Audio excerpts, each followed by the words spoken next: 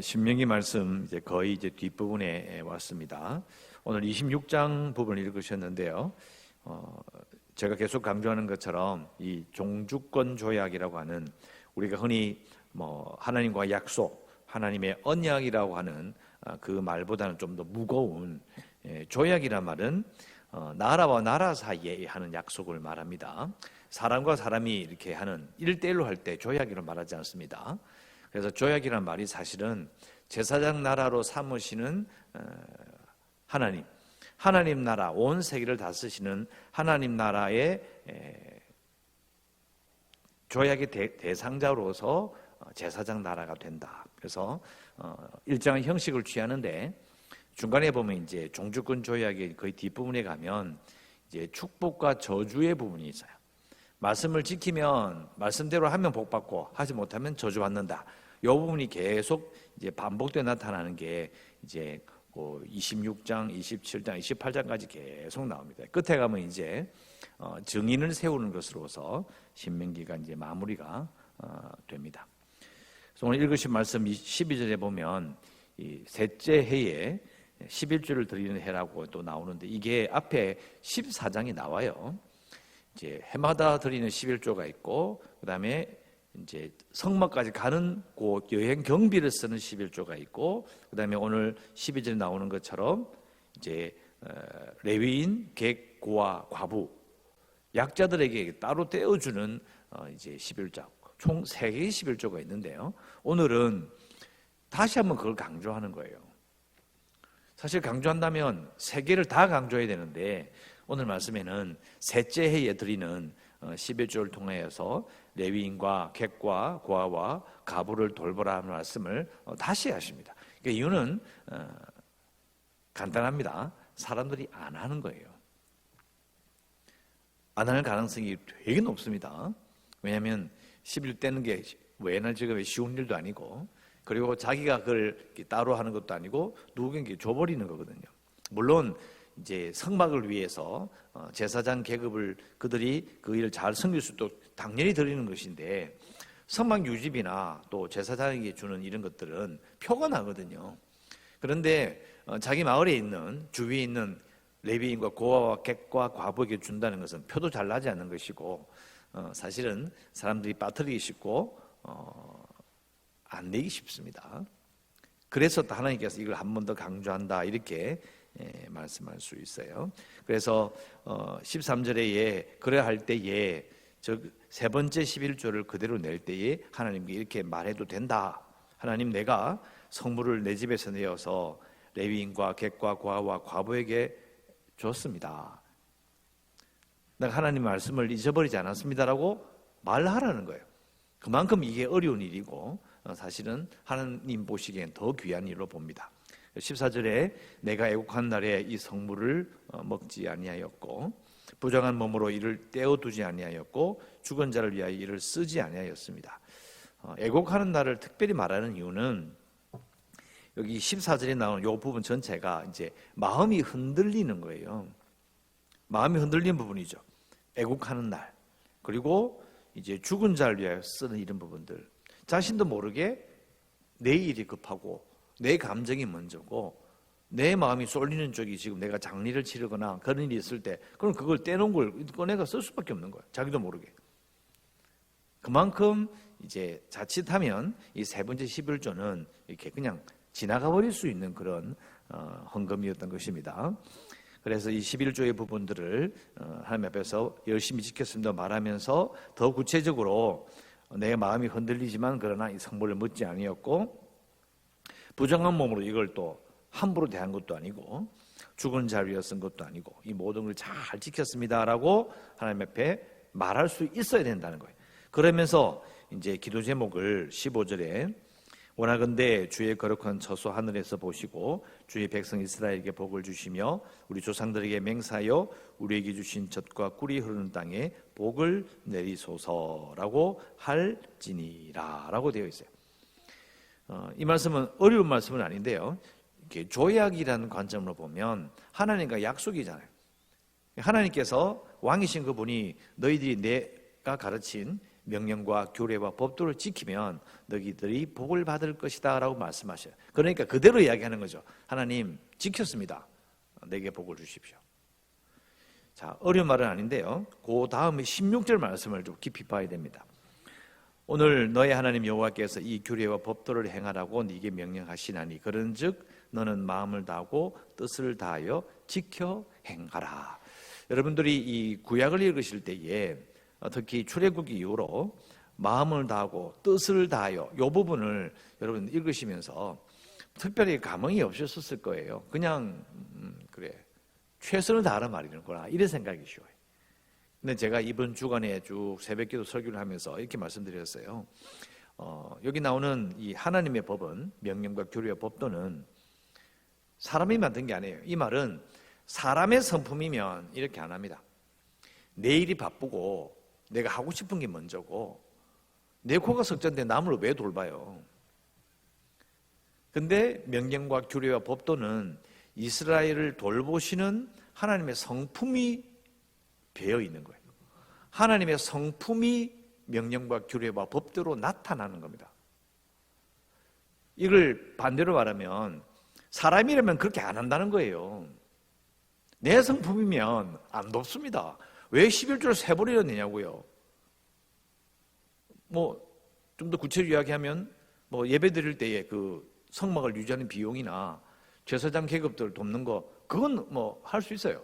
그런데 내가 왜 예배 드리러 가는 가운데 드는 여행 비용을 왜 내가 내야 돼요? 왜 내 식솔들이 아니면 주위에 사람들 왜 그걸 떼서 이렇게 가냐고요. 또 도착해서 왜 그걸 나눠 먹어야 돼요? 아니면 왜 세 번째 11조 자기가 살고 있는 그 마을에 레위인과 객과 고아 과부를 내가 왜 돌봐야 되냐고. 사람들은요 잘 안 돕습니다. 개인의 성품 자체가요 자기 인생이 먼저고 자기가 사는 게 힘들어 죽겠는데 남을 어떻게 쳐다봐요. 그걸 잘 생각하면 마음을 다하고 뜻을 다하여 지켜 행하라는 것은 규례와 법대와 명령이 하나님의 성품을 따라 행하는 것이므로 건성으로 행할 가능성이 엄청 높은 거예요. 왜? 자기 성품이 아니거든요. 내 성질 같으면 안 해. 내가 왜 그걸 왜 하냐고. 그런데 하나님과의 왕이신 그분과의 조약이기 때문에요. 이건 정말 엄중한 거예요. 이게 하나님께서 요구하시는 거죠. 건성을 하지 마. 내가 내 마음으로 너희들을 돌보고 너희들이 내 백성 삼고 내 소유 삼았기 때문에 내놓은 이 명령과 규례를 지켜 행하라. 이 말은 너희들이 내 성품을 따라 행하라는 말이래요. 네 성질대로 하지 마. 귀찮아도 해야 되고 그 사람들을 하지 돌아보실 마음이 없어도 돌봐야 되는 거예요. 무조건. 그렇게 하면 어떻게 되느냐? 건성을 하지 말고 정성을 다해서 마음을 다하고 뜻을 다해 지켜야만이 결국은 그들이 하나님의 성품을 닮아가는 거예요. 그러니까 하나님 내 성질대로 살지 않고요 하나님의 성품대로 살겠습니다라는 것을 진심으로 보여달라는 거예요. 그러니까 앞에 나오는 이 법에 대해서 쭉 말씀하시는데 그 법의 결론이 뭐냐? 너희가 마음을 다하고 뜻을 다하여 이걸 지켜 행하라는 거예요. 하나님이 원하시는 것은 하나님께서 이스라엘 백성들을 바라보시며 품고 있는 그 마음, 그 마음에 진심으로 너희도 내 마음을 따라 하라는 거예요. 그래서 이 14절, 16절 끝에 있는 이 말씀이 정말 중요하죠.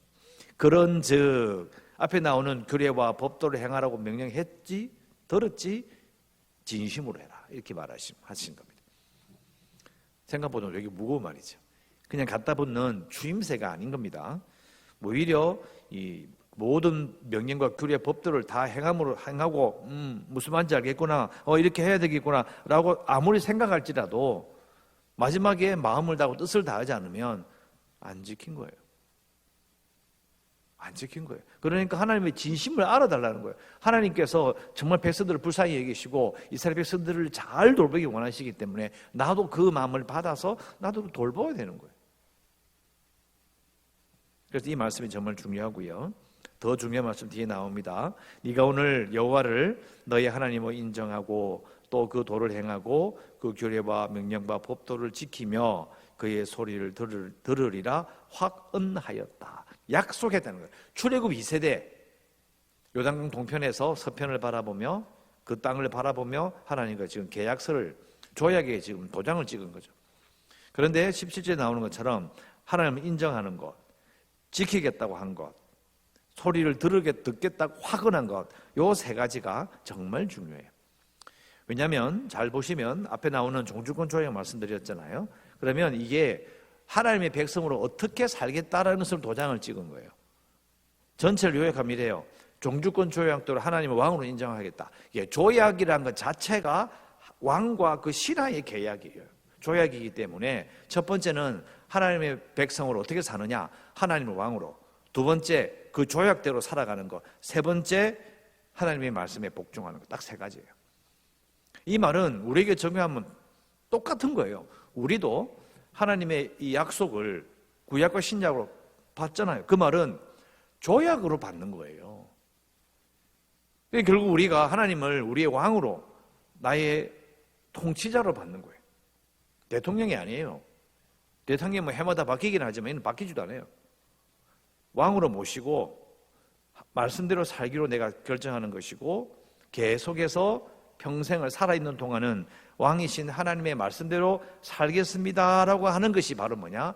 우리 흔히 말하는 말씀에 근거한 신앙인 거예요. 우리 흔히 말 쓰잖아요. 말씀에 근거하여 살겠습니다. 이게 어떻게 근거해 사냐고요. 아, 내가 하나님 말씀을 읽습니다. 아, 말씀에 근거하는 신앙이구나. 이게 너무 가벼운 거예요.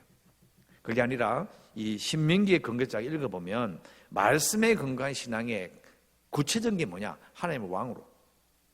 하나님의 왕으로 말씀대로 조약대로 살기로, 그리고 조약대로 살고 있기 때문에 계속해서 그 말씀에 복종하기로 내가 약속하는 거예요.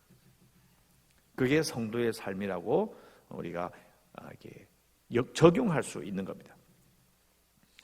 18절 여호와께서도 너에게 말씀하신 대로 오늘 너를 그의 보배로운 백성이 되게 하시고 그의 모든 명령을 지키라 확언하셨다.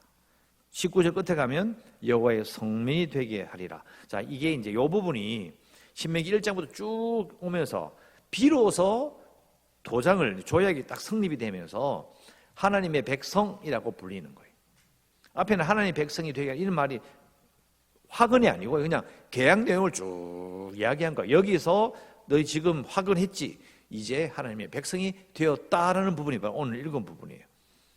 19절에 그런즉 여호와께서 너를 그 지으신 모든 민족 위에 뛰어나게 하사 찬송과 명예와 영광을 삼으시고, 자, 찬송과 명예와 영광을 삼으셨다. 이 부분을 우리가 이스라엘 백성들이 모든 민족 위에 뛰어나게 하사 이라니까, 야, 이거 뭐 엄청나게 유명하게, 엄청나게 강하게 그런 말이 아닙니다.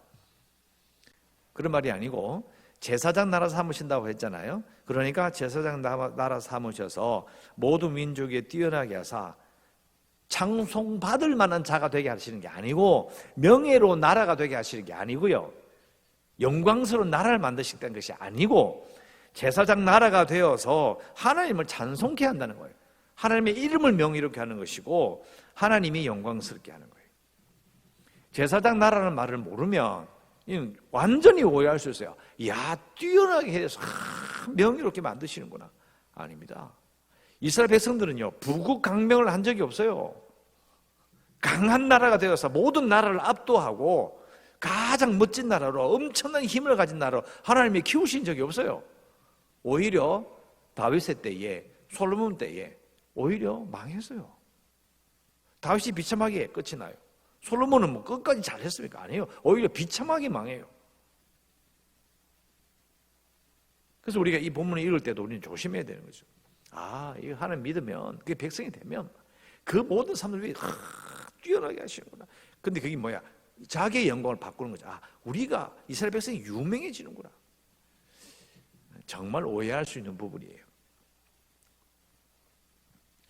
그래서 우리가 기도할 수 있는 부분은 아까 말씀드린 것처럼 말씀에 기초한다는 뜻이 뭔지를 말씀을 드린 것처럼 우리가 기도할 때에 하나님의 말씀에 기초하여 하나님을 섬기며 살겠습니다로 기도해야 돼요. 이게 말씀에 기초하다, 말씀에 근간다는 그 느낌을 우리는 바르게 알아야 되는 거죠. 하나님과의 조약, 하나님의 백성으로서 하나님을 왕으로 모시고 조약을 지키고 말씀대로 살겠습니다. 말씀에 귀 기울이겠습니다. 복종하겠습니다. 그게 성도의 삶인 겁니다.